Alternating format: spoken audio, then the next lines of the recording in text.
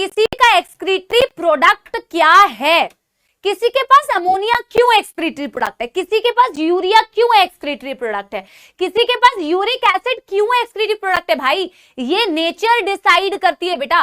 Nature ने ये decision लिया है कि whether animal is going to eliminate urea, uric acid, ammonia और व्हाटएवर। ये इवोल्यूशन के साथ साथ हुआ है जो मैं अभी तुम्हें बताऊंगी, ठीक है। अभी तुम क्या करो, एक नोट डाल के पहले इजेशन की डेफिनेशन लिख लो। बोल। हाँ,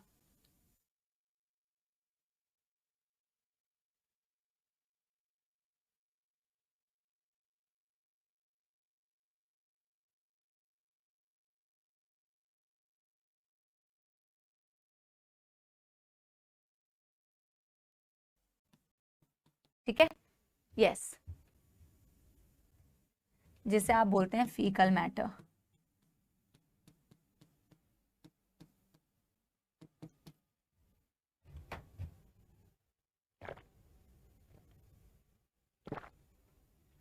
चलो,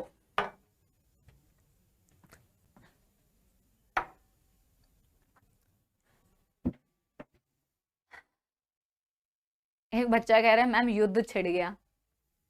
युद्ध नहीं छिड़ा है बेटा, युद्ध नहीं छिड़ा है।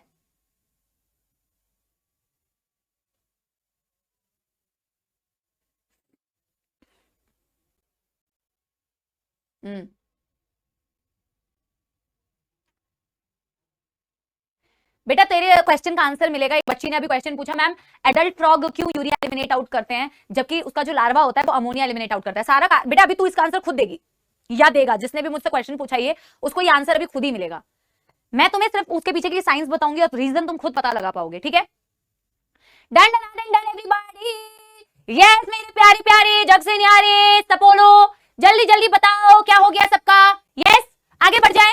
अब बेटा देखो, जो टॉपिक मैं तुम्हें पढ़ाने वाली हूं ना ये बहुत बेसिक टॉपिक है, इसको इग्नोर नहीं करने का बेटा, ठीक है। एक्सक्रीटरी प्रोडक्ट्स और एक्सक्रीटरी स्ट्रक्चर से अगर सवाल आता है तो तुम्हारे लिए बहुत ज्यादा बोनस की बात है, बिकॉज एकदम उठा के सवाल एनसीईआरटी से दे देते हैं और ये सबसे सहज सवाल होगा। इस चैप्टर से रीसेंट ईयर में बहुत ज्यादा क्वेश्चन आने लग गए हैं। पहले बेटा क्या होता था ना, पहले इस चैप्टर में से सिर्फ ना एक सवाल, ऐसे बहुत पहले की बात बता रही हूँ, 4-5 साल पहले की बात, एक एक सवाल आता था, छोटा सा भी चैप्टर है। पर अभी रिसेंट ईयर में ना बेटा इस चैप्टर से काफी सवाल देने लग गए हैं और कंसेप्चुअल सवाल देते हैं, क्योंकि आगे जब तुम ये चैप्टर पढ़ोगे तो काफी अच्छे अच्छे कॉन्सेप्ट्स हैं, ठीक है। चलो अभी देखो मैं आपको क्या बताने वाली हूँ बेटा। अब मैं आपको बता रही हूँ, सबसे पहले हम एक्सक्रीटरी प्रोडक्ट्स की बात करेंगे, ठीक है। तो यहाँ पे बेटा हम सबसे पहले एक्सक्रीटरी प्रोडक्ट्स, पहले तो हम बताते हैं कि हम मेनली कौन कौन से एक्सक्रीटरी प्रोडक्ट्स की इस चैप्टर में डिस्कशन करने वाले हैं। हम इस चैप्टर में अमोनिया की डिस्कशन करने वाले हैं, number 1।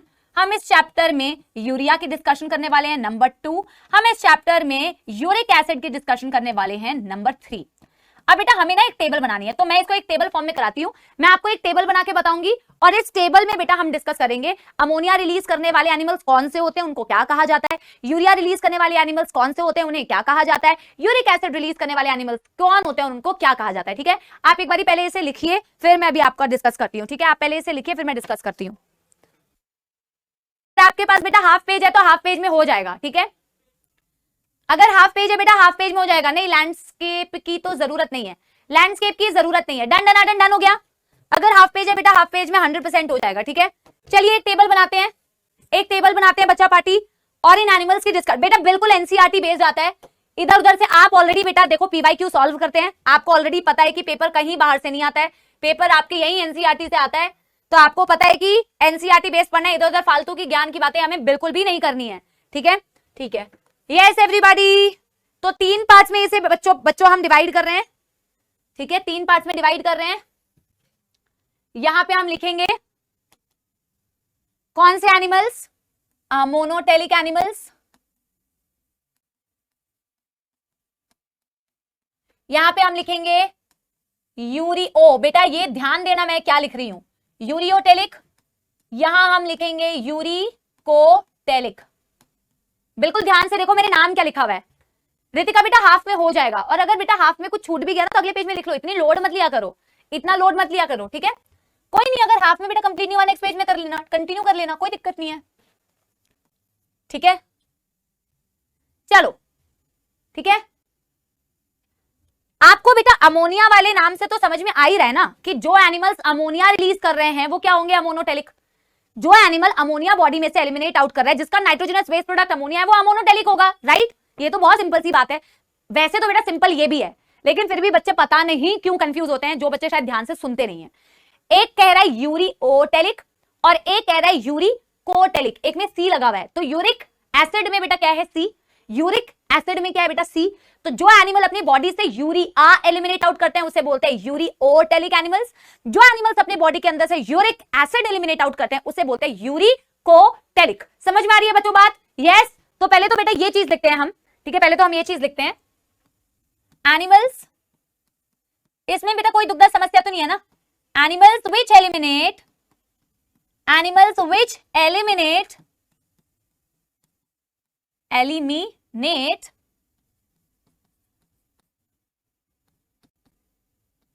Ammonia as nitrogenous waste. Ammonium ion के फॉर्म में एलिमिनेट आउट करते हैं, बट किस फॉर्म में करते हैं जरूरी नहीं है, आप सिर्फ लिख लो अमोनिया एज। जिनका एक्सक्रीटरी प्रोडक्ट अमोनिया होता है बेसिकली, उन्हें आप अमोनोटेलिक बोलते हैं, ठीक है? Yes. Animals which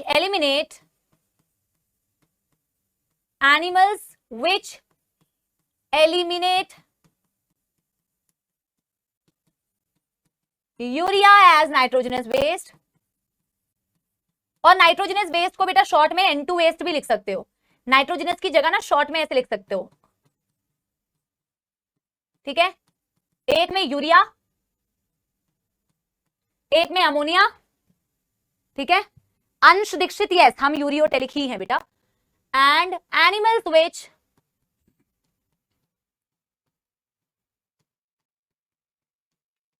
eliminate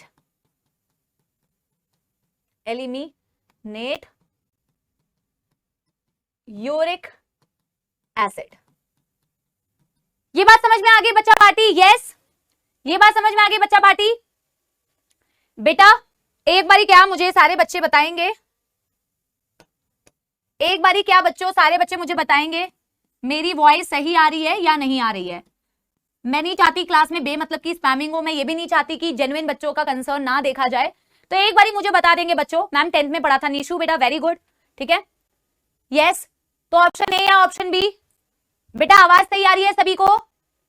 yes.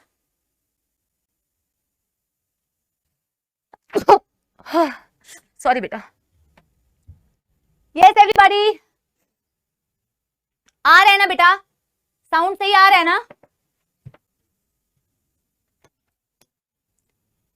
पता नहीं यार बेटा बच्चे क्यों ऐसे करते हैं ना, दुख होता है यार मेरे को। चलो सही आ रही है यार, 84% बच्चे सही कह रहे हैं यार, ठीक है? सही कह रहे हैं मतलब आवाज सही आ रही है यानी, ठीक है? अब बेटा देखो, मैंने आपको अभी, अच्छा मैंने आपको एक साइकिल पढ़ाई थी। क्या हमारी बॉडी के अंदर अमोनिया बनता है? क्या हमारी बॉडी के अंदर अमोनिया बनता है? यस और नो, यस और नो। या क्या हमारी बॉडी के अंदर यूरिक एसिड बनता है? एब्सोल्युटली बेटा, हमारे यहाँ अमोनिया भी बनता है, हमारे पास यूरिक एसिड भी बनता है, हमारे पास यूरिया भी बनता है। लेकिन हमारी चॉइस है या इवोल्यूशनरी ऐसी चॉइस है कि हमें क्या एलिमिनेट आउट करना है। बनता सब है भैया, लेकिन एलिमिनेट क्या करना है वो तो बेटा हमारे लिए जो बेहतर होगा हम उसी चीज को एलिमिनेट आउट करेंगे, ठीक है? इन तीनों नाइट्रोजनस बेस्ड प्रोडक्ट में बेटा सबसे ज्यादा टॉक्सिक जो होता है वो होता है अमोनिया, सबसे लीस्ट टॉक्सिक जो होता है वो होता है यूरिक एसिड। मेरी बात समझ रहे हो? हाईएस्ट टॉक्सिक है अमोनिया, लीस्ट टॉक्सिक है बेटा यूरिक एसिड। जिनको कतई बहुत ही ज्यादा बेटा पानी की समस्या है या अदर कोई समस्या है वो भी मैं बताऊंगी, वो बेटा यूरिक एसिड को चुनते हैं अपना वेस्ट प्रोडक्ट रिमूव करने के लिए। देखो पता है क्या बेटा, अमोनिया सबसे ज्यादा टॉक्सिक है, उसको बहुत ज्यादा पानी चाहिए होता है बेटा एलिमिनेट आउट करने के लिए। अगर कोई भी एनिमल अमोनिया अपनी बॉडी से एलिमिनेट आउट कर रहा है तो समझ लो कि उसको ना पता है कि मेरे को पानी की कोई दिक्कत नहीं है भैया, मेरे को जितना पानी चाहिए मुझे मिल जाएगा, पानी मेरे पास प्लेंटी अवेलेबल है। क्योंकि अमोनिया की डिमांड है कि अगर मैं बॉडी से निकलूंगा तो मैं अपने साथ बहुत सारा पानी के साथ ही निकलूंगा। तो अमोनिया रिलीज करने वाले जो एनिमल्स होते हैं बेटा, उनको एक बात की चिंता नहीं होती है कि मेरे को पानी कंजर्व करने का है, मुझे पानी कंजर्व करने का है, वो सोचता ही नहीं है, ठीक है? अब अपनी बॉडी बेटा ह्यूमंस, हमारी बॉडी के लिए पानी बहुत ज्यादा जरूरी है, आपको पता है ना? हमारी आई थिंक अगर ह्यूमन बॉडी ना, मेरे को एग्जैक्ट डेटा याद नहीं आ रहा, अगर ह्यूमन बॉडी 8% है या 12% है कोई डेटा, अगर हम इतना पानी लूज कर जाएंगे ना तो अपन मर जाएंगे। हमारे लिए इतना जरूरी है, हमारे लिए इतना जरूरी है, ठीक है? Yes everybody, yes everybody. अरे बेटा तुम एक ही चीज को सब पे चिपका देते हो, तो कैमल को तुम सब पे, उसको सब, इस चीज को तुम कैमल पे क्यों चिपका रहे हो? पहले तुम पूरी बात तो सुनो बेटा। अधूरा ज्ञान जो होता है ना वो बहुत ही टॉक्सिक होता है, और तुम अमोनिया जैसा बिहेव करना बंद कर दो, पूरी कहानी सुनो। अपने मन से ही उसको तो मैं भेटो, उसका ये होना चाहिए। अरे भाई पूरी कहानी तो सुन, बिना सुने बेटा अपने मन से चिपका रहे हो तुम, ठीक है। तो अगर हम इतना पानी लूज कर देंगे ना तो अपन मर जाएंगे। अब देखो यूजुअली, अब वर्ड में क्या यूज कर रही हूं, यूजुअली, ठीक है, exceptions might be there. Usually जो होता है बच्चों, उसमें पानी में रहने वाले जो एनिमल्स होते हैं यूजुअली, क्योंकि उनके पास एक्वेटिक में जो रहने वाले एनिमल्स होते हैं उनके पास पानी प्लेंटी अमाउंट में अवेलेबल होता है, तो उनको कोई लोड नहीं होता कि भैया मेरे को अमोनिया एलिमिनेट आउट करना है। अमोनिया मैं बहुत इजीली एलिमिनेट आउट कर दूंगी। अमोनिया बहुत इजीली डिफ्यूज हो जाता है बेटा, बहुत इजीली सॉल्यूबल हो जाता है, बहुत ज्यादा फास्ट सॉल्युबिलिटी होती है इसकी, इसीलिए तो बेटा हम इसको फटाफट से यूरिया में कन्वर्ट कर देते हैं। क्योंकि अगर हमारी बॉडी में बेटा अमोनिया बन रहा है ना, तो हम, क्योंकि इतना इजीली सॉल्यूबल है, इतना ज्यादा डिफ्यूज कर जाता है कि हम चांस नहीं लेते इसके साथ, तो हम लिवर में यूरिया साइकिल चलाते हैं, फटाक से इसे बेटा कन्वर्ट कर देते हैं यूरिया में, ठीक है। तो पहले तो मैं टॉक्सिसिटी का लेवल लिखती हूं इनका, फिर मैं बताती हूं कौन से एनिमल में अमोनिया, कौन से में यूरिया, कौन से में यूरिक एसिड, ठीक है। चलो अमोनिया में हम लिखते हैं, बेटा पिटाई नहीं लगेगी फालतू की बकवास। एक बच्चा कहता है वॉमिटिंग भी तो मैम एक्सक्रीटरी होगा, सवाल ही वॉमिटिंग जैसा है बेटा, गंदी बात है बेटा, क्या कर रहे हो, थोड़ा तो सोचो एक बारी। चलो मोस्ट टॉक्सिक, और एनसीईआरटी में बेटा ये दिया हुआ है तो ये डेटा आपको पता होना चाहिए, आपको सबको कंपेयर नहीं करना है, पर एनसीईआरटी में बेटा एक चीज दी हुई है कि अमोनिया जो है वो 1 लाख टाइम्स ज्यादा टॉक्सिक होता है यूरिया से। तो आपको बाकी किसी को कंपेयर नहीं करना है बेटा, लेकिन अमोनिया की टॉक्सिसिटी 1 लाख टाइम ज्यादा होती है यूरिया से, ये एनसीईआरटी कहती है, तो आपको पता होना चाहिए, ठीक है। तो मोस्ट टॉक्सिक में मैं इसके ब्रैकेट में एनसीईआरटी वाला डेटा लिख देती हूं, 1 lakh time more toxic, 1 lakh time more toxic than urea, more toxic than urea, ठीक है। Yes everybody, yes everybody. इसको लिखते हैं मॉडरेटली टॉक्सिक, ठीक ठाक टॉक्सिसिटी है, मॉडरेटली टॉक्सिक। इसके लिए लिखते हैं लीस्ट टॉक्सिक, ठीक है। Done done done done done done done everybody, yes done done done. देखो आपको बेटा, देखो आप चाहे कितनी भी इसकी डेफिनेशन रट्टा मार लो, कितनी भी इसकी डेफिनेशन पढ़ लो, but at the end of the day अगर बेटा तुम्हें ये नहीं पता चला ना कि इसके एग्जाम्पल क्या है, तो फिर कोई फायदा नहीं है, ठीक है। समझ में आ रही है बच्चों बात? एग्जाम्पल सबसे इंपॉर्टेंट है, एग्जाम्पल के थ्रू ही क्वेश्चन देते हैं। आपसे बहुत ही कम होगा जो आपसे ये पूछेंगे कि अमोनिया रिलीज करने वाले एलिमेंट्स को क्या बोलते हैं, यूरिया वाले को क्या बोलते हैं, यूरिक, आपको एग्जाम्पल्स के थ्रू पूछते हैं, ठीक है। मैं एग्जाम्पल्स को 100% याद करवाऊंगी, तो मैं याद करने का, अब ये लर्न करने वाला है, लेकिन लर्निंग में भी जैसे मैंने बोला ना, यूजुअली पानी में रहने वाले एनिमल्स अमोनिया प्रेफर करते हैं एलिमिनेट आउट करना, बट कुछ एनिमल्स हैं जिनमें ऐसा मेटाबॉलिज्म नहीं होता, तो वो कुछ और भी करते हैं। तो याद रखने का ट्रिक मैं आपको बता दूंगी, मेरे साथ आंख बंद करके रिवाइज करना। पहले मैं एग्जाम्पल लिख रही हूं, फिर मैं आपको रिवाइज करवाऊंगी, ठीक है। देखो अच्छा, एक पॉइंट तो छूट गया ना, requires highest amount of water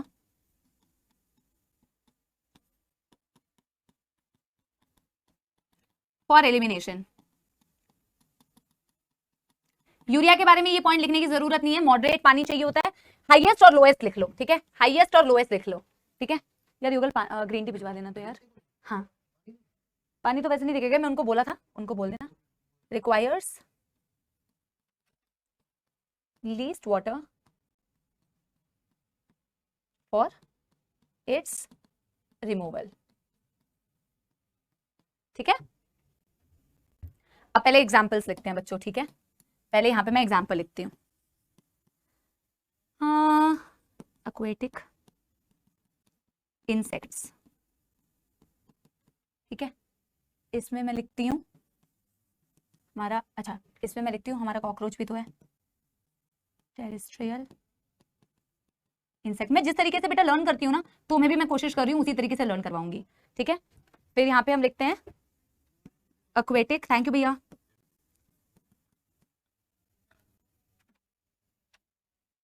insects की जगह ना आर्थ्रोपोड्स लिखना था यहाँ पे यार, कोई नहीं, इंसेक्ट या आर्थ्रोपोड लिख लो। एनसीईआरटी ने इंसेक्ट्स लिखा है या आर्थ्रोपोड्स लिखा है, एक बार मुझे बताओगे। इंसेक्ट आर्थ्रोपोडा के अंडर ही आता है, फिर भी एनसीईआरटी ने क्या लिखा है मेरे को एक बार बताओगे, एक बार मेरे को बताओगे बच्चों कि एनसीईआरटी ने अमोनोटेलिक में इंसेक्ट लिखा है या आर्थ्रोपोड लिखा है। दोनों एक ही बात है बेटा, आर्थ्रोपोडा के अंदर बहुत सारी कैटेगरी है, इंसेक्ट भी आते हैं, क्रस्टेशियंस भी आते हैं, अलग अलग कैटेगरी है, बट एनसीईआरटी ने क्या लिखा है एक बार मेरे को बता दो, एक बार मेरे को बता दो। इंसेक्ट लिखा है ना, चलो ठीक है, तो ऐसा तुम मत सोचो कि इंसेक्ट लिख लिया तो गलत लिख दिया, हाँ चलो चलो ठीक है, इंसेक्ट लिखा है तो ठीक है। इंसेक्ट सारा क्लास अंडर आर्थ्रोपोडा होंगे, आर्थ्रोपोडा के अंडर ही आते हैं, चलो ठीक है, इंसेक्ट्स हो गए। फिर अमोनोटेलिक में आप लिखो एक्वेटिक आर्थ्रोपोड्स, इसमें आप लिखो टेरेस्ट्रियल आर्थ्रोपोड्स। आर्थ्रोपोड्स क्यों लिख रही हूं, सॉरी, एम्फीबियंस,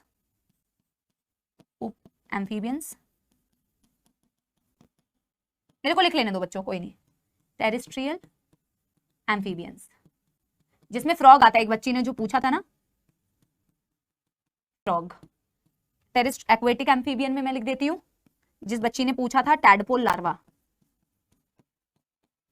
फिर इसमें आता है बोनी फिश, बोनी मछलियां, ठीक है। फिर यूरियो में आप लिखो कार्टिलेजिनस मछलियां, कार्टिलेजिनस फिश। इसमें आते हैं हम यानी कि मैमल्स, ठीक है। यूरिकोटेलिक में आते हैं बेटा लैंड स्नेल्स। बेटा स्नेल्स कौन से फाइलम से बिलोंग करते हैं, स्नेल कौन से फाइलम से बिलोंग करते हैं, जल्दी से बता दो, एंड रेप्टाइल्स, बस दैट्स इट, एनसीईआरटी में सिर्फ इतना बताया हुआ है। एक बार मेरे को बता दो स्नेल्स बेटा कौन से फाइलम से बिलोंग करता है, yes yes everybody, Mollusca, very very good, very very nice बच्चों, मॉल्यूस्का से बिलोंग करता है। आपको याद है हमने स्नेल का एक डायग्राम भी बनाया था, और स्नेल का डायग्राम में हमने उसमें दिखाया था body is divisible into head, visceral hump and muscular foot, याद आ रहा है, सुंदर सा एक स्नेल का डायग्राम बनाया था। आपने क्या एग्जांपल्स लिख ली, अब मैं तुम्हें ना थोड़ा सा लर्न करने का, देखो बेटा हो सकता है तुम मेरे से कहीं ज्यादा स्मार्ट होगे, हो सकता है तुम ऐसे ही लर्न कर लो, तुम्हें मेरी हेल्प की जरूरत भी ना पड़े, तुम एक एक बार पढ़ लोगे तो तुम्हें याद हो जाएगा। पर पता है मैं as a student point of view से अगर मैं समझू कि अगर मैं एवरेज स्टूडेंट होती तो मुझे, जो कि मैं थी, तो अगर मेरे को, ठीक है, मुझे ऐसा लगता है मैं एवरेज स्टूडेंट रही हूँ बेटा, ठीक है, मैं बहुत अच्छी स्टूडेंट तो नहीं रही हूँ। स्कूल की बात अलग है, स्कूल में तो हर कोई बच्चा अच्छा ही होता है, पर मैं अपार्ट फ्रॉम स्कूल बता रही हूँ, ठीक है।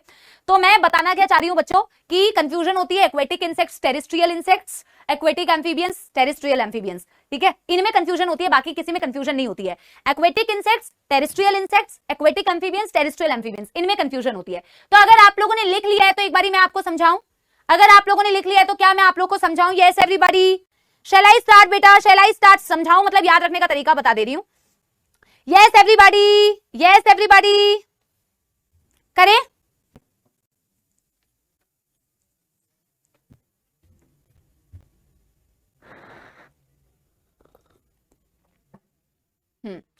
देखो बेटा, देखो ये बात हमें समझ में आ गई कि एक्वेटिक, पानी में रहने वाले यूजुअली जो एनिमल्स होते हैं वो अमोनोटेलिक होते हैं, और जो, क्योंकि वो बहुत इजीली पानी का यूज करके, जिसको सबसे ज्यादा पानी की रिक्वायरमेंट एलिमिनेट आउट करने के लिए, वो इजीली पानी यूज करके एलिमिनेट कर सकते हैं।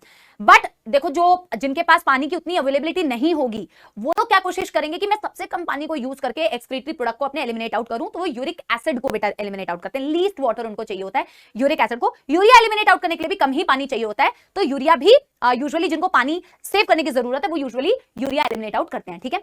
अब देखो इंसेक्ट्स की दो कैटेगरी है बेटा, एक पानी में रहने वाले इंसेक्ट्स और एक टेरेस्ट्रियल इंसेक्ट्स, ठीक है।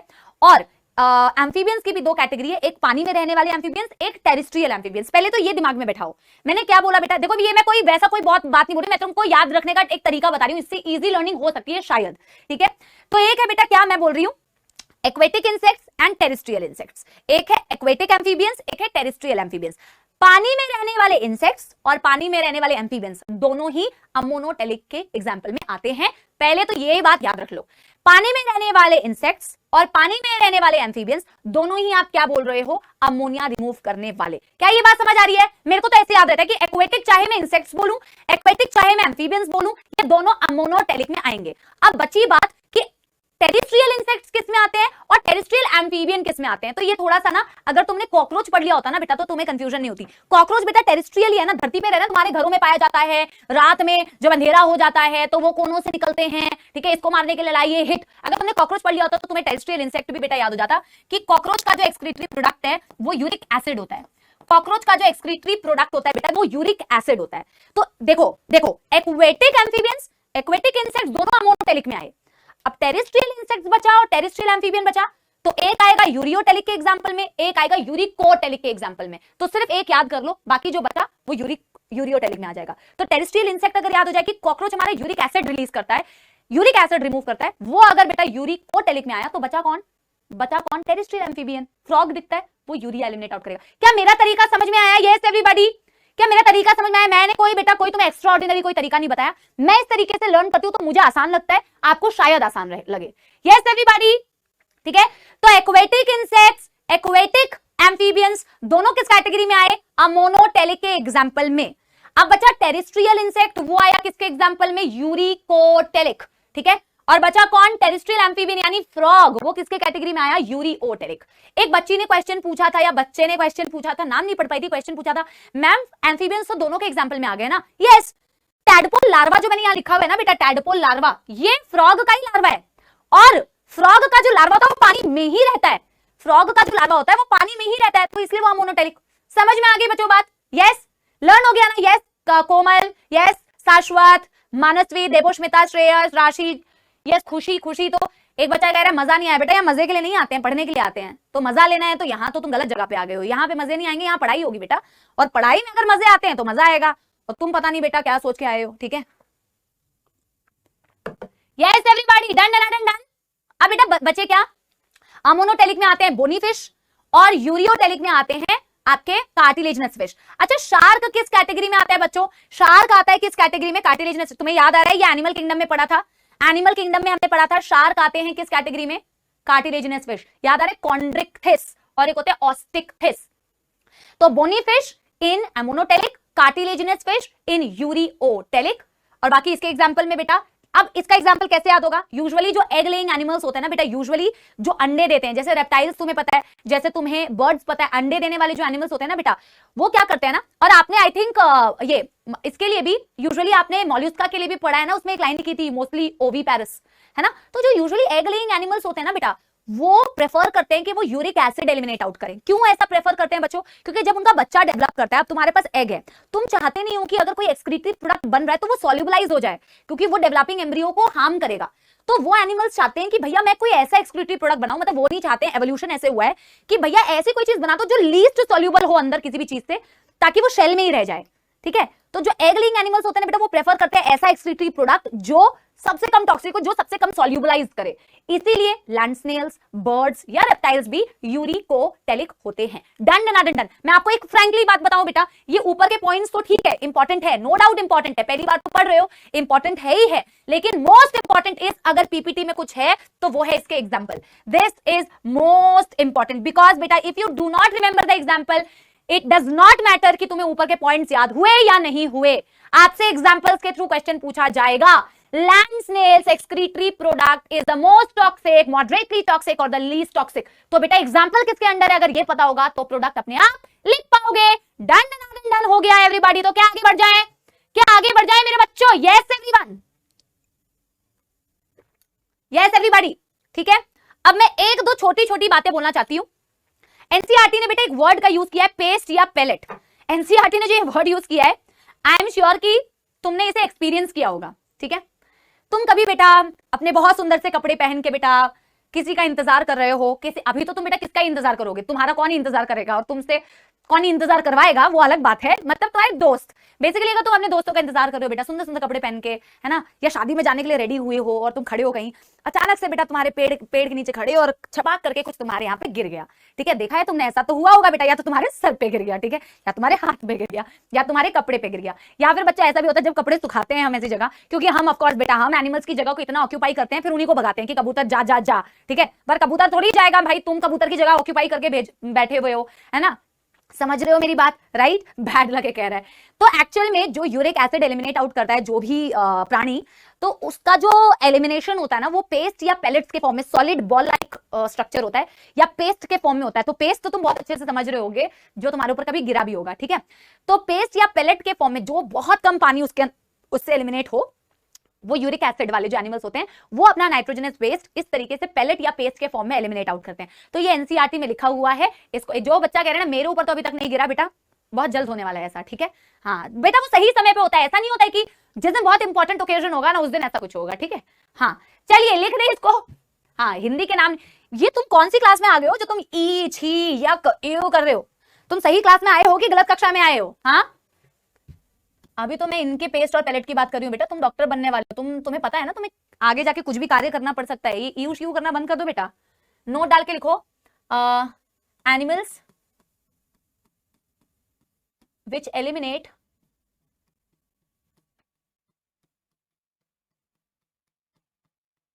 Uric acid requires least water for its elimination and their waste is removed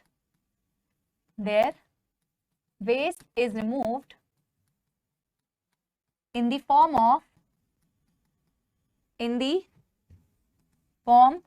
of paste और pellet. ठीक है, मंत्रा कह रहे तो फिर क्या मैम वाओ और डिलीशियस बोले? नहीं, कुछ भी मत बोलो, इमोशंस दिखाने क्यों है? मैंने बोला कि बेटा वो तुम्हारे ऊपर गिरा होगा, ओ माय गॉड वाओ, ठीक है ना, तुम वाओ बोल, तुम इमोशंस क्यों शो कर रहे हो? ये कोई इमोशन शो करने वाली बात है? आज मैंने वाओ पेलेट देखा या आज मैंने कुछ भी इमोशंस में शो करो ना यार, न्यूट्रल रहो, न्यूट्रल, ठीक है बेटा। कोई किसी मिश्रा या मित्रा ने क्वेश्चन पूछा, मिस बेटा लेजर्ड कौन से कैटेगरी से बिलोंग करता है? रेप्टाइल, ठीक है रेप्टाइल। और ये तो सैड रियलिटी है बेटा। एक बात मुझे बताओ, जो मैं कपड़े सुखाने वाला बता रही थी, मैंने एक जगह पे ना, मैं ड्राइव कर रही थी, मैंने सामने देखा कि अगर आप अगर कबूतरों से परेशान हैं तो जल्द हमें कांटेक्ट करें, हम कबूतरों को भगाने की कुछ बेटा कोई प्रबंध कर रखा होगा। पर बेटा एक बात बताओ, खुद सोच के देखो, हम सारी जगह ऑक्यूपाई करते हैं, हम उनके रेजिडेंस पे जाके अपने घर बनाते हैं और हम ही फिर बेटा उनको भगाने की ट्रिक्स बना रहे हैं। It is a sad reality, है ना। पहले कबूतरों की जगह पे तुम घर बना लो, फिर उनको भगाने की भी तुम ट्रिक्स बना लो, उनको कहीं मत रहने दो, ठीक है। चलो डन एवरीबॉडी। पहले हम बेटा एक्सक्रीटरी स्ट्रक्चर्स के बारे में पढ़ेंगे और उसके बाद बेटा हम क्या करेंगे, उसके बाद हम एनसीईआरटी की रीडिंग करेंगे। क्या आप लोगों ने यहां तक कर लिया? Yes everyone, done. जल्दी बताइए, क्या यहां तक कर लिया है बच्चों? यस करे।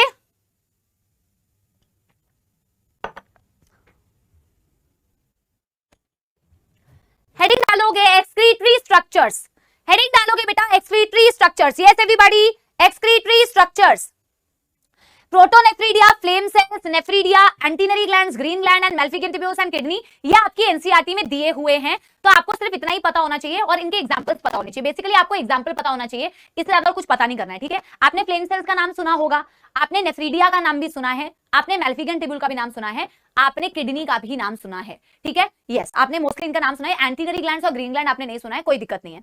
अब बेटा आप मेरे को एक बात बताओ, क्या आपको ऑस्मो रेगुलेशन वर्ड का मतलब पता है? हालांकि मैं आगे आपको इस चैप्टर में पढ़ाऊंगी तो आपको मतलब तो समझ में आ जाएगा, बट क्या वैसे पता है आपको? मैंने ये वर्ड कहीं तो यूज किया है, मुझे लग रहा है ये वर्ड कहीं तो यूज किया है मैंने। हाँ देखो, आप अपनी किडनी की बात करो, आपने अपनी किडनी के बारे में थोड़ा बहुत तो पढ़ा है ना बेटा। अपनी किडनी के बारे में ये तो पढ़ा है ना कि आपकी किडनी जो होती है उसमें नेफ्रॉन्स होते हैं और नेफ्रॉन्स आपका एक्सक्रीशन भी करते हैं और ऑस्मो रेगुलेशन भी करते हैं, शायद आपने पढ़ा हो, ठीक है। एनिमल किंगडम में कुछ तो हमने हाँ आयनिक बैलेंस हमने वो बॉडी फ्लूइड्स में पढ़ा था। वेरी गुड बच्चों, वेरी गुड, ठीक है।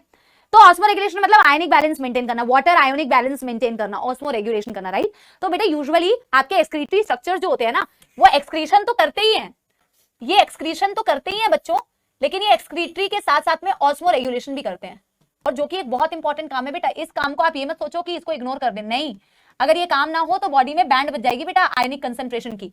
तो ये ऑस्मो रेगुलेशन भी करते हैं, which is maintenance of water ionic balance basically. And excretory तो है ही, क्योंकि इनका काम ही, मेन काम तो, प्राइमरी काम तो यही है, एलिमिनेशन ऑफ नाइट्रोजनस वेस्ट। अब आपको सीधे बेटा कुछ नहीं करना है, सिर्फ एग्जांपल्स याद करने हैं, सिर्फ एग्जांपल्स याद करने कि प्रोटोनेफ्रीडिया जिसको हम फ्लेम सेल्स बोलते हैं वो किसमें दिखता है, नेफ्रीडिया किसमें दिखता है, एंटीनरी ग्लैंड ग्रीन ग्लैंड किसमें दिखता है, मैल्फिगेंट ट्यूब्यूल किसमें दिखता है, किडनी किसमें दिखता है। सीधा example, nothing else, direct example. तो प्रोटोनेफ्रीडिया फ्लेम सेल्स के मैं एग्जांपल्स लिखती हूं सबसे पहले, कुछ छूट जाए तो आप मुझे बता देना। प्रोटोनेफ्रीडिया फ्लेम सेल्स, प्लैटी हेल्मिन्थेस में, कुछ प्लैटी हेल्मिन्थेस में दिखते हैं, ठीक है। रोटीफर्स मैं लिख दूंगी, रोटीफर्स क्या है पहले आप लिख लो, फिर मैं आपको बता दूंगी। प्लैंकटन, प्लैंकटन, ठीक है। Platyhelminthes, rotifers, cephalochordates, cephalochordates like lancelet, जिसे हम एम्फीऑक्सिस भी बोलते हैं, ठीक है बेटा। कोई और हाँ लिखना है, एब्सोल्युटली लिखना है, एब्सोल्युटली लिखना है बेटा। मेरे को एक बात बताओ बेटा, इसमें कोई एग्जांपल बचा है? प्रोटोनेफ्रीडिया फ्लेम सेल्स लिखा होगा, सम प्लैटी हेल्मिन्थेस, ठीक है। रोटिफर्स, सेफेलोकॉर्डेट जैसे कि लैंसलेट या एम्फिऑक्सिस। नेफ्रीडिया में आपको लिखा होगा अर्थवर्म जो कि एनालिडा से बिलोंग करता है, एंड अदर एनालिड्स लिखा होगा इसमें।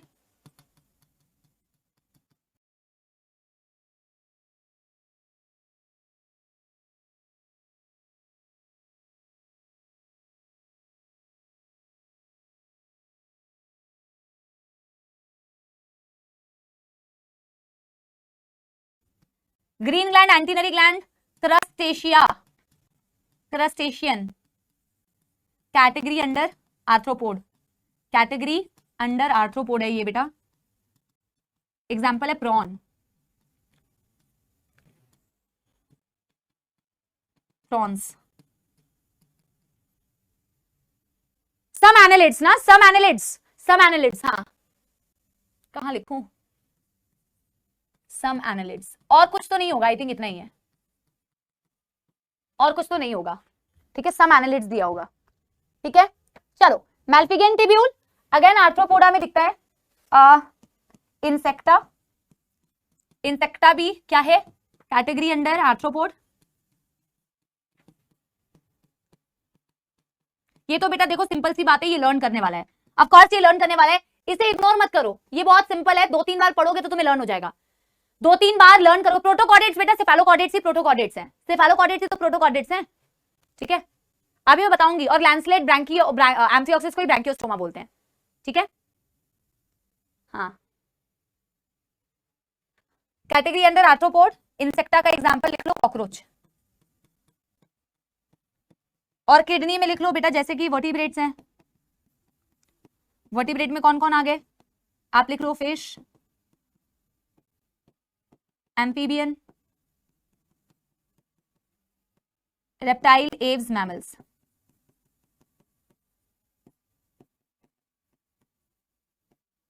पहले इसे नोट करो, इसमें ज्यादा कुछ समझाने वाला है नहीं बेटा, इसको बस एक बार मेरे को रीड करके आपको बताना है, ठीक है। आप पहले बेटा इसे नोट करो, फिर मैं आपको रीड करके इसे बताऊंगी ताकि मैं सेंटर पे आ जाऊं। आप पहले इसे रीड कर लो, आप पहले इसे रीड कर लो बच्चों, यस सॉरी, पहले इसे नोट कर लो। डायरेक्टली याद रखना है, इसमें ऐसा कुछ नहीं है कि आपको कुछ समझाने वाला है कुछ अलग से, ठीक है। डायरेक्टली आपको बेटा इसे याद रखना है। तो हमने 5 एक्सक्रीटरी स्ट्रक्चर्स पढ़े हैं। एक हमने बोला प्रोटोनेफ्रीडिया फ्लेम सेल्स, एक हमने बोला नेफ्रीडिया, एक हमने बोला एंटीनरी ग्लैंड्स, ग्रीन ग्लैंड्स, एक हमने बोला मैल्फिगेन टिब्यूल, एक हमने बोला किडनी।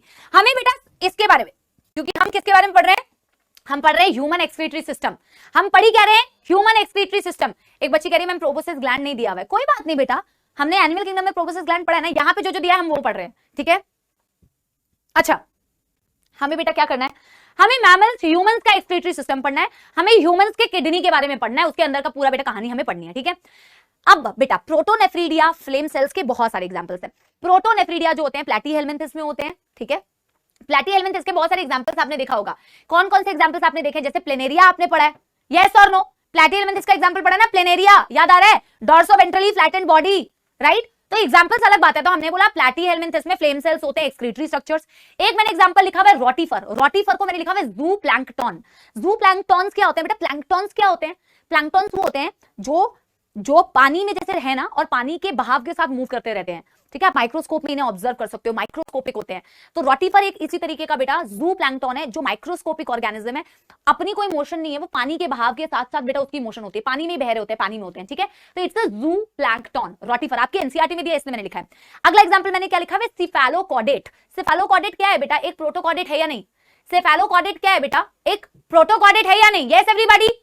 हमने अभी अभी देखा था ना, chordata is classified into protochordate and protochordates and euchordates. Protochordates क्या है, सेफेलोकॉर्डेट्स एंड यूरोकॉर्डेट्स। समझ में आ रही है बच्चों बात, यस एवरीबॉडी, यस एवरीबॉडी। तो ये क्या है, आप जो मुझे अभी बता रहे थे ना कि मैम प्रोटोकॉर्डेट दिया, सेफेलोकॉर्डेट इज अ प्रोटोकॉर्डेट ओनली ना, सेफेलोकॉर्डेट तो प्रोटोकॉर्डेट्स के अंडर ही आता है। तो प्रोटोकॉर्डेट्स में भी बेटा क्या होते हैं, आपके फ्लेम सेल्स या प्रोटोनेफ्रीडिया, ठीक है। अब मैंने सेफेलोकॉर्डेट का एक एग्जांपल लिखा हुआ है जिसे लैंसलेट कहते हैं। लैंसलेट को ही प्यार से एम्फिऑक्सिस बुलाते हैं, एम्फिऑक्सिस को ही बच्चों प्यार से ब्रैंकियोस्टोमा भी बुलाते हैं। तीनों एक ही व्यक्ति का नाम है, तीनों एक ही व्यक्ति का नाम है, यस एवरीबॉडी, तीनों एक ही व्यक्ति का नाम है। और कुछ एनालिड्स भी होते हैं जिनमें फ्लेम सेल्स होते हैं या प्रोटोनेफ्रीडिया होते हैं। रिवाइज करें एक बारी वापस से, प्लैटीहेल्मिन्थस में क्या है, प्रोटोनेफ्रीडिया या फ्लेम सेल्स। कुछ एनालिडा में भी क्या है, प्रोटोनेफ्रीडिया या फ्लेम सेल्स। रोटिफर में भी क्या है, प्रोटोनेफ्रीडिया या फ्लेम सेल्स। प्रोटोकॉर्डेट्स में भी क्या है बेटा, आपके प्रोटोनेफ्रीडिया या फ्लेम सेल्स। मेरी बात समझ में आई? प्रोटोकॉर्डेट्स में सेफेलोकॉर्डेट का एक एग्जांपल लिखा हुआ है, लैंसलेट, जिसे एम्फिऑक्सिस भी बोलते हैं, जिसे ब्रांकियोस्टोमा भी बोलते हैं। फिर आते हैं बच्चों क्या, नेफ्रीडिया। नेफ्रीडिया के बारे में तो तुमने ऑलरेडी पढ़ा हुआ है कि एनालिडा में नेफ्रीडिया होता है, ये तुमने एनिमल किंगडम में पढ़ा है। और अर्थवर्म क्या है, earthworm is the example of Annelida, right? तो आपने लिखा है अर्थवर्म, एंड कुछ और एनालिड्स में भी नेफ्रीडिया हो सकता है, यानी कि एनालिडा में ये दोनों होते हैं, प्रोटोनेफ्रीडिया भी हो सकता है और नेफ्रीडिया भी हो सकता है, राइट? अब बात करते हैं बेटा एंटीनरी ग्लैंड्स या ग्रीन ग्लैंड, दोनों ही एक ही शब्द हैं, दोनों ही ऑल्टरनेटिव वर्ड्स हैं एक ही चीज के, एंटीनरी ग्लैंड्स या ग्रीन ग्लैंड। बेटा अब मेरी बात बिल्कुल ध्यान से सुनना, हमने कौन सा फाइलम पढ़ा है, फाइलम आर्थ्रोपोडा। हमने आर्थ्रोपोडा को सबसे लार्जेस्ट फाइलम बोला था, याद आ रहा है? बेटा एक बार बता दो, यस एवरीबॉडी, क्या सारे बच्चे अटेंशन के साथ में सुन रहे हैं? तो एक थम्स अप दे दो मुझे, यस बिल्कुल अटेंशन के साथ में सुन रहे हो, एक थम्स अप दे दो सारे बच्चे। बेटा अटेंशन नहीं हटानी, पीठ सीधी करके एकदम बैठो, ठीक है? तो देखो आर्थ्रोपोडा जो है बेटा वो लार्जेस्ट फाइलम क्यों था? क्योंकि उसमें बेटा इंसेक्ट्स थे यार। हर दूसरी जगह तुम्हें कीड़े मकोड़े इंसेक्ट्स मिलते हैं, क्योंकि इंसेक्ट उसकी एक बहुत बड़ी कैटेगरी है, पर आर्थ्रोपोडा में सिर्फ इंसेक्ट्स कीड़े मकोड़े नहीं होते हैं भाई, उसमें बहुत कुछ है। बटरफ्लाई, ठीक है, तितली उड़ी, ठीक है, उसमें प्रॉन्स होते हैं, उसमें तुम स्पाइडर्स पढ़ते हो, उसमें तुम स्कॉर्पियंस पढ़ते हो, सिर्फ इंसेक्ट थोड़ी है, बट हाईएस्ट इंसेक्ट्स हैं, और इसी वजह से हाईएस्ट होने की वजह से इंसेक्ट्स की वजह से वो बड़ा फाइलम बन गया है। हम उसकी बेटा क्लासिफिकेशन तुम्हें नहीं पढ़ाते क्योंकि तुम्हारे काम की नहीं है। पहले पढ़ाया जाता था phylum arthropoda is classified into class insecta, class crustacea, class फलाना, क्लास ये। अब हम तुम्हें नहीं पढ़ाते हैं वो, क्योंकि तुम्हारे काम का नहीं है। तो आर्थ्रोपोडा की सब कैटेगरीज है बहुत सारी, समझ रहे हो? जैसे कि बेटा तुमने पाइसेस के अंदर कैटेगरी पढ़ी ना, मछली के अंदर बेटा दो कैटेगरी पढ़ी ना, एक तुमने पढ़ा क्लास बोनी फिश, एक क्लास पढ़ा तुमने कार्टिलेजिनस फिश, वो तुम्हारे एनसीईआरटी में था तो तुमने पढ़ा। आर्थ्रोपोडा के अंदर नहीं है, एनसीईआरटी में तुमने नहीं पढ़ा, लेकिन एनसीईआरटी में इसके एग्जांपल दिए हुए हैं कि आर्थ्रोपोडा में क्रस्टेशियंस अगर तुम पढ़ते हो तो क्रस्टेशिया जिसमें प्रॉन्स आते हैं, जिनमें प्रॉन्स आते हैं, तो क्रस्टेशिया जो है बेटा वो उनमें जो एक्सक्रीटरी स्ट्रक्चर है वो एंटीनरी ग्लैंड या ग्रीन ग्लैंड है। और अगर तुम आर्थ्रोपोडा के अंदर इंसेक्ट पढ़ते हो जैसे कि कॉकरोच, तो उसके अंदर मैल्फिगेंट ट्यूब्यूल है। क्रिस्टल क्लियर हुआ सभी को? यस एवरीबॉडी, कोई बेटा दुख दर्द समस्या नहीं होनी चाहिए। सो आर्थ्रोपोडा के अंदर दो कैटेगरी, अभी मैं क्विक रिवीजन कराऊंगी, समाप्ति एक्सप्रेस चलाएंगे, एक्सक्रीटरी स्ट्रक्चर्स तक क्विक रिवीजन करेंगे, ठीक है? तो आर्थ्रोपोडा के अंदर बेटा एक कैटेगरी आई जिसे क्रस्टेशिया बोल रहे हैं, आर्थ्रोपोडा के एक कैटेगरी आई इंसेक्टा बोल रहे हैं। क्रस्टेशिया में होते हैं ग्रीन ग्लैंड, एंटीनरी ग्लैंड जैसे कि प्रॉन्स, और आपके मैल्फिगेंट ट्यूब्यूल होते हैं आपके इंसेक्ट्स के अंदर, एग्जांपल हो गया कॉकरोच, और किडनी हो गया वर्टिब्रेट के पास, मछली जल की रानी, एम्फीबियंस, सपोले, रेप्टिलियंस, देन पापा की पड़ी यानी कि aves and mammals. That's it, done डनाडन डन। क्लियर हो गया बच्चा पार्टी? हमें देखो शुरू करना है ह्यूमन एक्सक्रीटरी सिस्टम से, पर पहले मैं यहां तक की तुम्हें रिवीजन कराऊंगी, यहां तक की एनसीईआरटी की रीडिंग कराऊंगी, फिर हम ह्यूमन एक्सक्रीटरी सिस्टम का इंट्रो तो आज दे ही देंगे, ठीक है? इसके एनसीईआरटी की रीडिंग अभी होगी, पहले हम, ये तो काम का नहीं है, इसे अपन क्या करते हैं बेटा यहां से डिस्कार्ड करते हैं, ठीक है बच्चों? चलो करें एक बार रिवीजन। चलिए आंख बंद करिए सभी लोग, आंख बंद करिए सभी लोग और मेरे साथ रिवाइज कीजिए। क्विक रिवीजन, क्विक रिवीजन बेटा जेन्युइनली करना। देखो मैं तुम्हें जज नहीं कर पा रही हूं, बट भगवान सब देख रहे हैं, ठीक है? ऊपर वाला सब देखता है, चीटिंग नहीं करना है, ठीक है? 3 एक्सक्रीटरी प्रोडक्ट है ma'am, ammonia, urea, uric acid. Ammonia वाले अमोनोटेलिक, यूरिया वाले यूरियोटेलिक, यूरिक एसिड वाले uricotelic. Ammonia most toxic, urea moderately toxic, uric acid least toxic. Ammonia 1 lakh time more toxic than urea. Ammonia सबसे ज्यादा पानी require करता है eliminate out करने के लिए, यूरिक एसिड सबसे कम पानी रिक्वायर करता है एलिमिनेट आउट होने के लिए। अमोनिया, अब एग्जांपल्स, ठीक है? अब एक्वेटिक पानी में रहने वाले इंसेक्ट, पानी में रहने वाले एम्फीबियंस, दोनों ही किसमें आते हैं मैम? दोनों ही अमोनोटेलिक में आते हैं। अब बचे धरती पे रहने वाले इंसेक्ट, याद करो कौन थे? कॉकरोच, यूरिक एसिड, ठीक है? अब आते हैं धरती पे रहने वाले एम्फीबियंस जैसे कि फ्रॉग, वो क्या थे? यूरिओटेलिक यानी यूरिया। बचे अमोनिया में कौन बेटा? Bony fish. बचे यूरिया में कौन बेटा? मैमल्स। बचे यूरिया में कौन बेटा? Cartilaginous fish. हमने मैमल्स लिखा हुआ है एग्जांपल में, यूरियोटेलिक में लिखा होगा शायद, देख लेना, ठीक है? फिर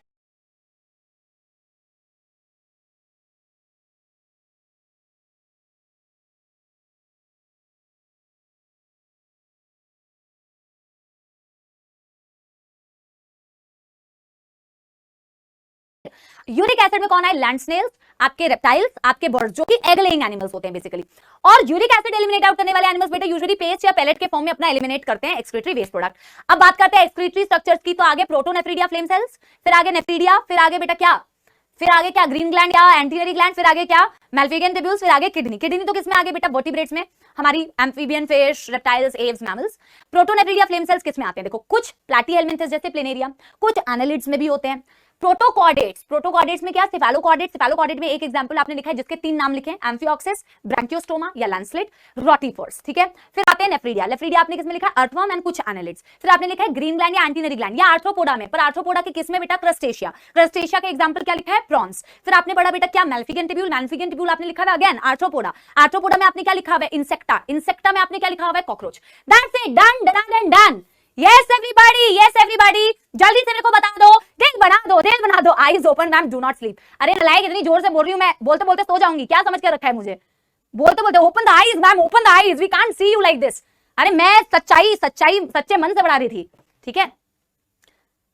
हाँ, चलिए जी, रिवाइज हो गया बेटा। क्लास का कंटेंट, क्लास में याद करने वाले बच्चे हमेशा 2 कदम आगे रहते हैं बाकी बच्चों से, तो आपको 2 नहीं, आपको 4 कदम आगे रहना है। आप बेटा क्लास का कंटेंट क्लास में रिवाइज करने की कोशिश किया करो, याद करने की कोशिश किया करो। समझ में आ रही है बच्चों बात? अब पहले एनसीईआरटी की रीडिंग करें, जिसके पास जो एनसीईआरटी बेटा वो एनसीईआरटी खोल लो, इससे कोई फर्क नहीं पड़ता ओल्ड या न्यू, जो मैं पढ़ा रही हूं पढ़ लो।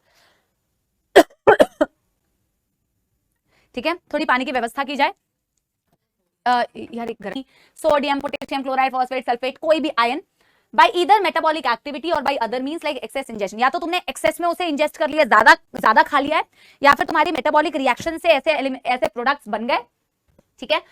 These substances have to be removed totally or partially. इनको completely remove करना है या partially, कुछ amount तक, कुछ हद तक इनको remove करना है।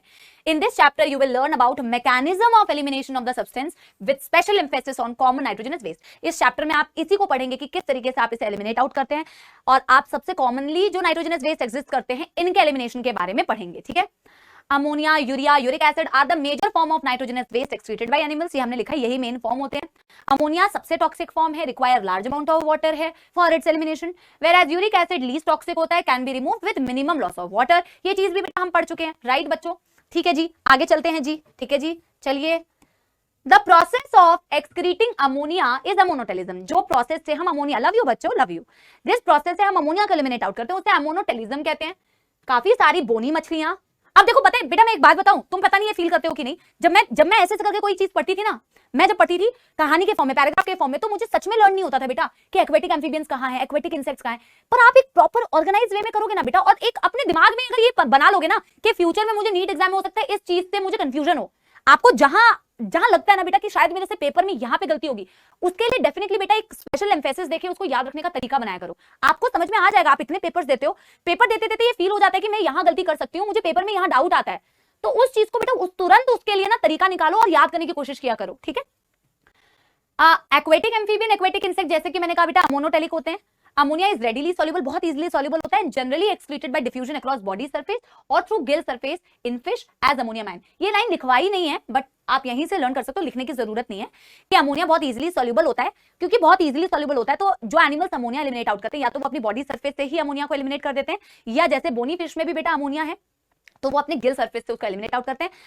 मैं आपसे कहा भी था अमोनिया को अमोनियम आयन के फॉर्म में एलिमिनेट आउट किया जाता है, ठीक है। फिर kidneys do not play a significant role in its removal, kidney का इनमें बहुत बड़ा रोल नहीं होता रिमूवल के लिए। Terrestrial adaptation necessitated the production of lesser toxic nitrogenous waste like urea or uric acid for the conservation of water. देखो life सबसे पहले किसमें आई, लाइफ सबसे पहले पानी में आई, पर पानी से धीरे धीरे बेटा टेरेस्ट्रियल भी तो बनी। पहले मछली थी, फिर मछली से एम्फीबियंस आए, एम्फीबियल की डुअल लाइफ थी, फिर एम्फीबियंस से कौन आए, रेप्टाइल्स आए, रेप्टाइल से बेटा मैमल्स आए, ठीक है। तो यानी कि बच्चों धीरे धीरे हम धरती में लाइफ को, धरती की तरफ बढ़ रहे थे, थैंक यू भैया, धरती की तरफ बढ़ रहे थे। तो यार नेचर ने ये सोचा कि भैया जब तक तो पानी में थे तब तक तो हमें कोई दुग्ध समस्या नहीं थी, राइट, तब तक तो हम बहुत ज्यादा अमोनिया एलिमिनेट आउट कर सकते थे, लेकिन अब हमें दुग्ध समस्या है, अब हम अमोनिया एलिमिनेट आउट नहीं कर सकते, अब हमें कुछ तो चारा निकालना पड़ेगा, कोई और नाइट्रोजनस वेस्ट ढूंढना पड़ेगा जिसको कम पानी का, क्योंकि टेरेस्ट्रियल में धरती में रहने वाले लोगों को पानी की इंपॉर्टेंस पता चली। अब पानी बेटा जब नहीं होता ना तब पता चलता है पानी की इंपॉर्टेंस, राइट। तो पानी की इंपॉर्टेंस पता चली तो पता चला कि भैया अब मेरे को कोई ऐसा नाइट्रोजनस वेस्ट बनाना पड़ेगा जिसमें पानी की रिक्वायरमेंट कम हो। ये धरती पे रहने की एडाप्टेशन थी, ठीक है। Mammals, many terrestrial amphibians and aquatic amphibians, ठीक है। एंड मरीन फिश कौन होती है, समुद्र में रहने वाली यूजुअली कार्टिलेजिनस मछलियां होती है, all are marine. Bony fish बेटा एक्वेटिक भी होती है, मरीन भी होती है, याद आ रही है। Excrete urea and are called ureotelic. Ammonia produced by metabolism is converted to urea in liver of these animals and released into the blood, which is filtered and excreted out by kidney. ये चीज हम पढ़ चुके हैं, hepatic portal circulation. आप खुद सोच के देखो कि एनसीईआरटी कैसे चीजों को रिलेट करके देती है, कैसे रिलेट करके देती है। यही चीज हमने हेपेटिक पोर्टल सर्कुलेशन में पढ़ चुके हैं, वहां पे ये बात नहीं दी हुई थी, बट यहाँ पे ये बात दी हुई है कि हमारी बॉडी में जब अमोनिया बनता है मेटाबॉलिज्म से, तो हम उसको पहले यूरिया में कन्वर्ट करते हैं, फिर यूरिया को बाद में एलिमिनेट करते हैं, ठीक है। Some amount of urea may be retained in the kidney matrix of some animal to maintain desired osmolality. इस लाइन के लिए अभी आप वेट कीजिए, ये अभी आपको नहीं समझ में आएगा, लेकिन मैं अभी आपको आगे जब किडनी के बारे में पढ़ाऊंगी तो आपको समझ में आ जाएगा कि ये लाइन का क्या मतलब है, कि यूरिया को हम रिटेन करके रखते हैं, किडनी मैट्रिक्स का क्या मतलब होता है। इसके लिए अभी वेट कीजिए, आगे आने वाले टॉपिक में आपको समझ में आएगा, ठीक है। Reptile, bird, land snail, insects, कौन से इंसेक्ट यहाँ पे लिखो बच्चों। Ma'am please explain in Hindi. क्या हिंदी में तो एक्सप्लेन कर रही हूँ, कौन चाइनीज बोल रही हूँ मैं, कौन से शब्द बोल रही हूँ, चाइनीज।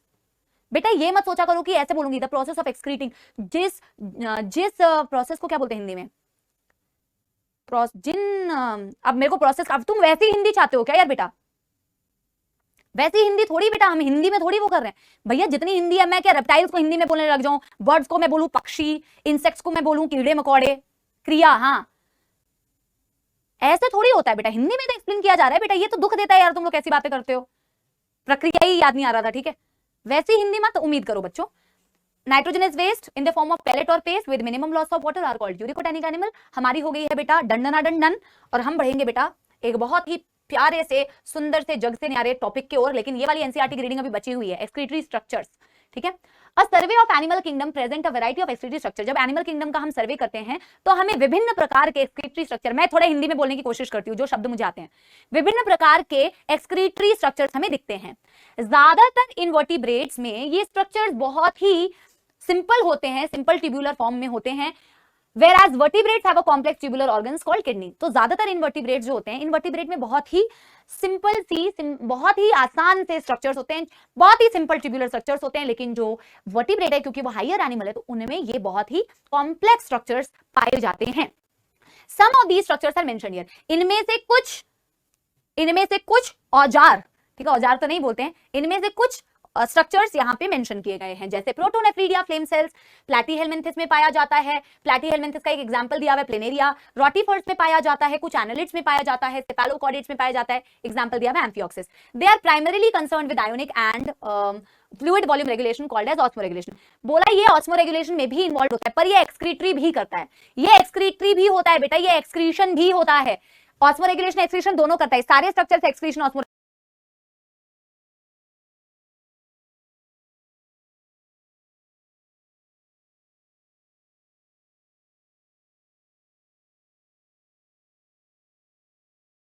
रेगुलेशन करता है, ठीक है। Nephridia are the tubular excretory structure of earthworm and other annelids. Nephridia कुछ एनालिड्स में पाया जाता है, और हमारे गार्डन में पाया जाने वाला अर्थवर्म को केंचुआ बोलते हैं क्या, केंचुआ में भी पाया जाता है, ठीक है।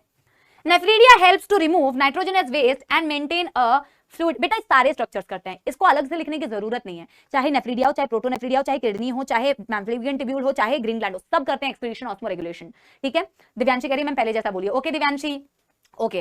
तो नेफ्रीडिया बेटा चाहे कोई भी एक्सक्रीटरी स्ट्रक्चर हो बच्चों, वो यही सारी चीजें करते हैं, ठीक है।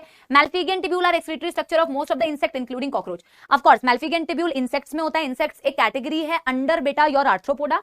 मैल्फिगियन ट्यूब्यूल भी रिमूवल ऑफ नाइट्रोजनस वेस्ट करता है, ऑस्मोरेगुलेशन करता है।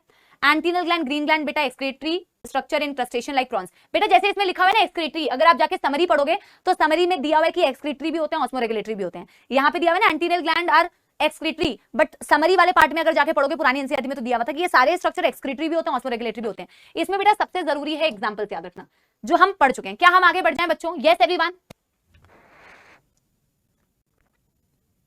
तो ह्यूमन एक्सक्रीटरी सिस्टम का हम कुछ स्टार्ट तो बेसिकली कर नहीं पाएंगे, पर एक छवि जरूर बना पाएंगे। एक्चुअली ना अच्छी बात है कि अभी हमारे पास ज्यादा टाइम बचा नहीं है। पूछो अच्छी बात क्यों है? क्योंकि ये एक ऐसा डायग्राम है बच्चों जो हम बचपन से बनाते आ रहे हैं, लेकिन फिर भी पता नहीं इस डायग्राम में हम इतनी गलतियां क्यों करते हैं ह्यूमन एक्सक्रीटरी सिस्टम की। वैसे तो बेटा आपका फर्ज बनता है कि आप इसे खुद से बनाएं, पर बेटा मेरा भी फर्ज बनता है कि मैं ये आपसे बनवाऊं और आपकी गलतियां आपको गिनवाऊं, ठीक है। यस, तो इसीलिए बेटा हम क्या करेंगे, ह्यूमन एक्सक्रीटरी सिस्टम बनाएंगे, और बनाते बनाते बहुत सरल है, बहुत ईजी है, पर फिर भी इसमें आप बेटा छोटी छोटी गलतियां करते हैं, ठीक है। तो हम अपने कर्तव्य का पालन करते हुए हम बढ़ते हैं excretory system, human excretory system की ओर, और हम बनाते हैं ह्यूमन एक्सक्रीटरी सिस्टम। और इसी के साथ आपको आपको पहला सवाल आपसे पूछा जाता है कि आपको क्या लगता है बच्चों कि राइट किडनी या लेफ्ट किडनी, दोनों है हमने अपने पास, राइट किडनी या लेफ्ट किडनी बेटा कौन सी ऊपर होती है और कौन सी नीचे होती है? मतलब दोनों मत बोल देना, तुम बता दो मुझे कौन सी कंपैरेटिवली नीचे होती है। आप मुझे ये बता दो, जल्दी बता दो कौन सी कंपैरेटिवली नीचे होती है। दो किडनी अपने पास, राइट किडनी या लेफ्ट किडनी, कौन सी ज्यादा नीचे होती है? वेरी गुड वेरी गुड, नीची पूछा है मैंने, नीची। क्यों क्यों क्यों राइट क्यों बच्चों, राइट क्यों, राइट क्यों बच्चों? यस राइट क्यों बच्चों, राइट क्यों, राइट क्यों नीचे, राइट क्यों नीचे है? क्योंकि राइट साइड में क्या होता है बच्चों, राइट साइड में होता है अपना लिवर। राइट साइड में क्या होता है बच्चों, अपना लिवर। क्योंकि राइट साइड में बेटा अपने पास होता है लिवर, तो उसकी पोजीशन, क्योंकि लिवर की पोजीशन होती है, उसकी वजह से राइट वाली किडनी को थोड़ी कम जगह मिलती है ऊपर की साइड, तो वो नीचे हो जाता है थोड़ा। राइट राइट, डायफ्राम के नीचे क्या होता है, लिवर, राइट साइड में, इसलिए यहाँ की किडनी नीचे, यहाँ की किडनी ऊपर। मेरी बात समझ में आ गई? यस एवरीबॉडी, बना ले। एक बच्चा कहता है उसकी मर्जी, अबे नलायक, हाँ गधड़े जैसी बातें कर रहा है बेटा, बिल्कुल गधे जैसी। चलिए जी बनाइए जी, ह्यूमन एक्सक्रीटरी, अरे कौन सा कलर है ये, ह्यूमन एक्सक्रीटरी सिस्टम। किडनी का शेप, तो बेटा किडनी, एक बच्चे से क्लास में पूछा था मैंने ऑफलाइन में, बेटा what is the shape of kidney? कहता है मैम किडनी शेप। मुंह से बेटा हमें आदत होगी इतना ये किडनी शेप बोलने की, क्योंकि अगर आपको याद आ रहा हो हमने एक सेल्स पढ़े थे जो कि था क्या, जो कि था वो मोनोसाइट्स, उसका हमने न्यूक्लियस को बोला था ना किडनी शेप, तो हमें इतना किडनी शेप बोलने की आदत होती है कि हम किडनी को भी किडनी शेप बोल देते हैं। ऑफ कोर्स बेटा किडनी तो किडनी शेप है ही, लेकिन बीन शेप बोलोगे ना, जैसे किडनी बीन्स खाते हो, राजमा, अब जब जब तुम राजमा देखोगे ना तो तुम्हें थोड़ा थोड़ा ना वैसा वैसा लगेगा।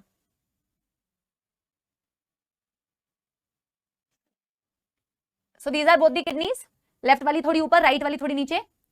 ये हम बना लेते हैं यूरिनरी ब्लैडर, ये हम यूरेथ्रा बना लेते हैं, ठीक है।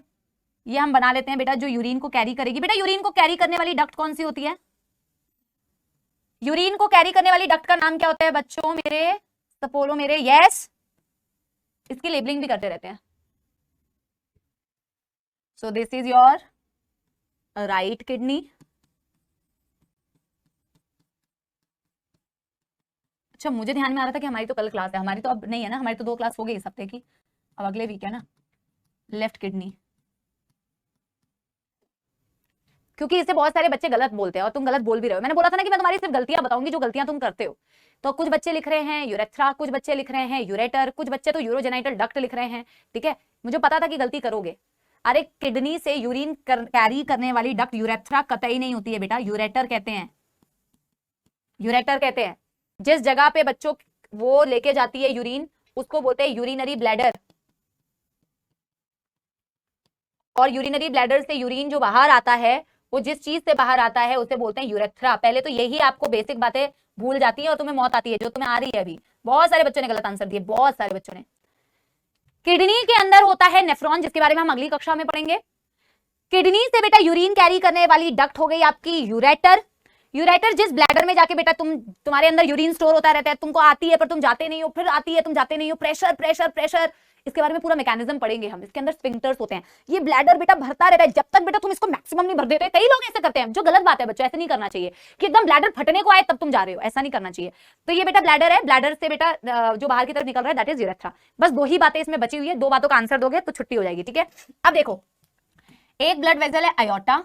आयोटा बेटा कैसा ब्लड देती है? ऑक्सीजनेटेड ब्लड देती है ना। ये आयोटा समझो मैं बना रही हूं, अरे इसमें नहीं करेंगे,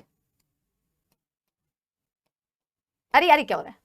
हाँ हाँ, अगर इसे मैं आयोटा बोल रही हूं तो मैं आपसे क्वेश्चन पूछूंगी अभी, एक्चुअली ये आखिरी है बेटा, फिर हमारा खत्म है आज का, फिर हम कहेंगे आप जा सकते हैं, नमस्ते। ये कलर तुम्हें नहीं दिखेगा तो मैं इस कलर को चेंज कर देती हूँ, ये कलर तुम्हें दिख जाएगा।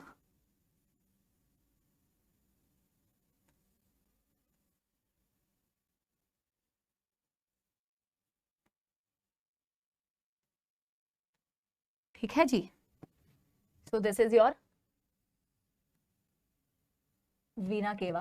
पहले तो मेरे को बताओ ये जो वीना केवा है ये डीऑक्सीजनेटेड ब्लड लेके जा रही है, तो ये कैसा, ये जो डीऑक्सीजनेटेड ब्लड लेके जा रही है बच्चों वीना केवा, ये सुपीरियर वीना केवा है या इंफीरियर वीना केवा है? पहले मेरे को ये आंसर दो, जल्दी बताओ। यस एवरीबॉडी, ये सुपीरियर वीना केवा है या इंफीरियर वीना केवा है? पहले मेरे को ये बात बताओ। वीना केवा डीऑक्सीजनेटेड ब्लड लेके जाती है ना लोअर बॉडी पार्ट से, तो ये सुपीरियर या इंफीरियर वीना केवा होगी? डेफिनेटली राविश का आंसर सबसे पहले मेरे को दिखाया, तो उसी का नाम मैंने सबसे पहले लिया। हालांकि बहुत सारे बच्चे सही देंगे, लोअर बॉडी पार्ट से डीऑक्सीजनेटेड ब्लड लेके जाने वाली होती है इंफीरियर वीना केवा, ये बात सही है। अब मेरे को एक बात बताओ, इंफीरियर वीना केवा लेके जा रही है ब्लड ना, इसमें ब्लड की डायरेक्शन क्या होगी? ये लेके जा रही होगी हार्ट के पास डीऑक्सीजनेटेड ब्लड, राइट? ये लेके जा रही होगी और ये ब्लड लेके आ रही होगी, राइट? आयोटा जो है वो ऑक्सीजनेटेड ब्लड लेके आ रही होगी। तो आयोटा की जो ब्रांच आपके किडनी में जा रही है उसको क्या बोलेंगे? ये सारी बातें मैं आपको बता चुकी हूं। जैसे मैं आपको pulmonary artery, pulmonary vein words बताए हैं, hepatic artery, hepatic when words बताए हैं, वैसे किडनी के लिए वर्ड होता है रीनल, तो रीनल आर्टरी या रीनल वेन वर्ड यूज होता है। तो आयोटा बेटा ऑक्सीजनेटेड ब्लड लेके आ रही है, तो आयोटा की जो ब्रांच किडनी में बेटा डिवाइड होगी। ऑफ कोर्स बेटा आयोटा थोड़ी लेके जाती है, आयोटा तो पेड़ की टहनी है, आयोटा तो पेड़ की टहनी है, आयोटा की ब्रांच होती है ना, आर्टरी अलग अलग जगह पे आर्टरी जाती है, इसे बोला जाता है रीनल आर्टरी, इसे बोला जाता है रीनल आर्टरी। और उसी तरीके से बेटा इंफीरियर वीना केवा थोड़ी घुस के बेटा हर ऑर्गन से ब्लड लेके आ रही है, जो वेन्स हैं वो हर जगह से निकल के फिर वीना केवा से मिल जाते हैं, उन्हें बोला जाता है रीनल वेन। सिंपल सी बात। तो देखो हर चीज को पढ़ने का बेटा एक तरीका होता है। ये डायग्राम आपने कई बार पढ़ा होगा, कई बार बनाया होगा, पर अगर किसी भी डायग्राम को थोड़ा सा तरीके से पढ़ो, कॉन्सेप्चुअली पढ़ो, तो हर चीज से सीखने को कुछ मिलेगा बेटा, हर चीज से कुछ ना कुछ सीखने को मिलेगा। And that should be the idea. Her diagram चाहे सरल से सरल डायग्राम हो, उसमें भी कुछ ना कुछ आपको सीखने को मिलेगा। और आपको आई होप कि आज की क्लास में बहुत कुछ सीखने को मिला, और ऐसे ही बच्चों आपको सीखने को आगे आने वाली कक्षाओं में भी मिलेगा। और आप लोगों की इस योगदान के लिए बहुत बहुत धन्यवाद। ठीक है, चलिए जी, हाँ डन एवरीबॉडी। क्या डायग्राम बन गया? थोड़ा होमवर्क में एनसीईआरटी से ह्यूमन एक्सक्रीटरी सिस्टम पढ़ के आइएगा, ठीक है? यस एवरीवन, मजा आई? यस, एंजॉय किया लेक्चर बेटा? समझे, समझ में आया कुछ? मत जाओ प्लीज, तुसी जा रहे हो, तुसी ना जाओ, तुसी जा रहे हो ना जाओ तुसी, ठीक है? ठीक है, पर अपन फिर से मिलेंगे बच्चों। ये तो बेटा कभी अलविदा ना कहना। चलो जब तुम कभी अलविदा ना कहना कह ही रहे हो, तो मैं कभी अलविदा ना कहना का ही गाना सुना देती हूँ तुम्हें, ठीक है?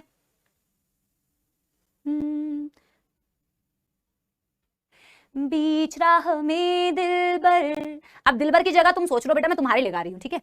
बीच राह में दिलबर बिछड़ जाए कहीं हम मगर, और सुनी सी लगे तुम्हें नीट की ये डगर। बीच राह में दिलबर बिछड़ जाए कहीं हम मगर, और सुनी सी लगे तुम्हें जीवन की ये डगर। हम लौट आएंगे, तुम यूं ही बुलाते रहना, कभी अलविदा ना कहना, कभी अलविदा ना कहना। रोते हंसते बस यूं ही तुम गुनगुनाते रहना, कभी दिल से जाना ना, कभी दिल से ना जाना। एंड आई थिंक कि देखो स्टूडेंट्स को हम प्रैक्टिकली हम बहुत कम होते हैं जो हम सामने से मिलते हैं, पर हर स्टूडेंट तुम भी नहीं समझ पाते होगे, और मैं भी शायद तुम्हारा मतलब वैसे करके प्यार बेटा कमेंट्स के थ्रू, उसके थ्रू हमें